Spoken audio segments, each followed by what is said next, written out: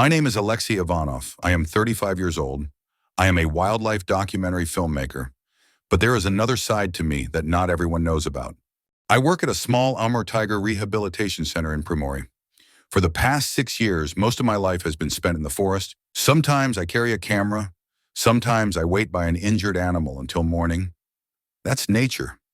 You never know what it will show you, what it will hide. But last summer, the Siberian forest taught me a lesson I never expected. It was the end of July. The temperature was 22 degrees, there was a light breeze, and the scent of pine resin filled the air. In the new episode of the documentary, I was following the summer route of the male tigers in the region. I was alone. The team had set up camp 15 kilometers away. Everything was going normally.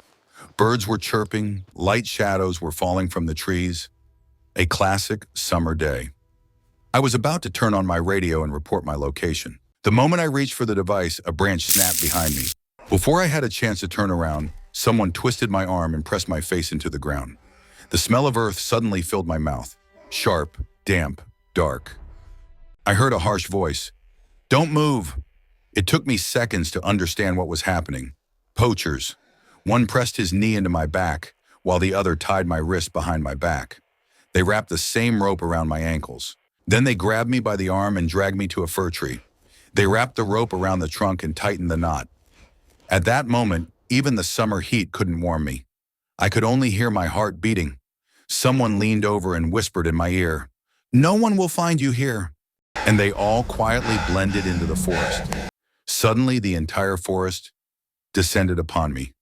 The birds fell silent. Even the wind stopped. When the hunter's footsteps faded away, I heard nothing for several seconds.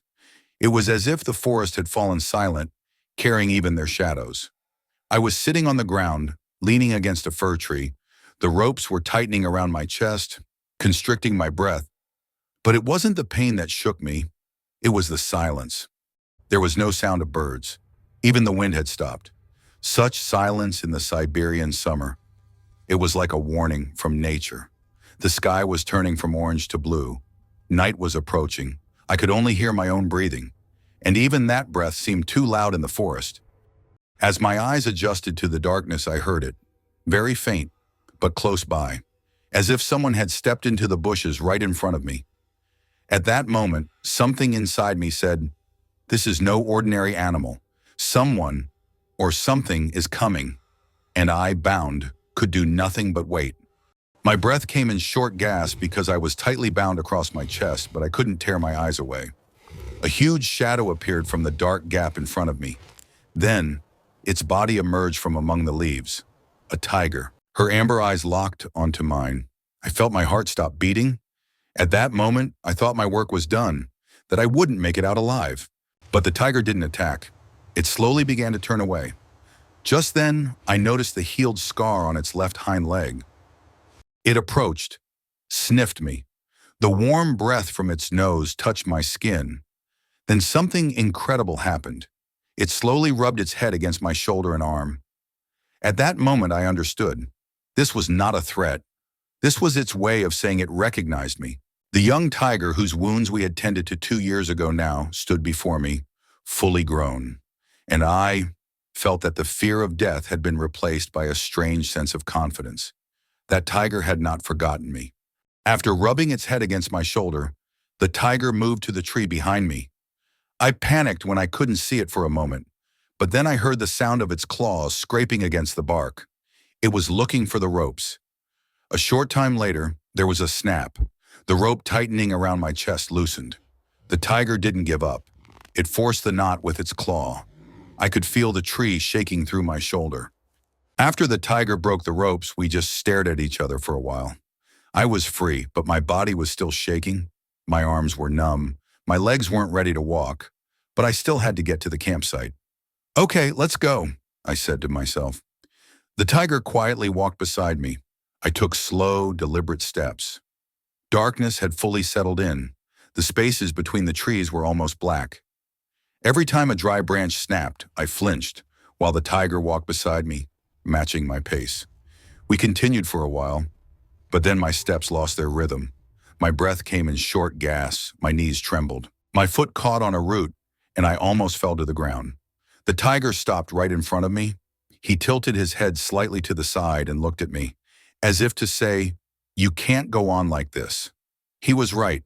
Camp was 10 kilometers away, and walking in this state meant simply surrendering to the darkness of the night. When the tiger stopped me, I had no strength left. My knees buckled and I collapsed to the ground in the cold night. A distant howl was heard and the tiger reacted immediately, but did not leave my side. I leaned against a tree, trembling. The tiger curled up beside me, as if protecting me with its warm body. I rested my head on its fur, and in the darkness of the forest, I fell asleep, sheltered by it. When I opened my eyes, the sky was still gray. A Siberian morning. The sun had not yet broken through the trees. The tiger was still beside me, its body warm like a rock. I had fallen asleep with my face resting on his fur. I took a deep breath, just as I was about to sit up. At that very moment, the entire forest trembled, a howl coming from very close by. My eyes snapped open. The tiger jerked his head up, his ears pricked, his shoulder muscles tensed. Something froze inside me at that moment. Slowly, I raised my head and looked around us. Through the trees, silently, 6, 7 wolves. They were circling around us. I held my breath. The tiger took a step forward. At that moment, I understood. This wasn't just a struggle for survival. This was now our battle.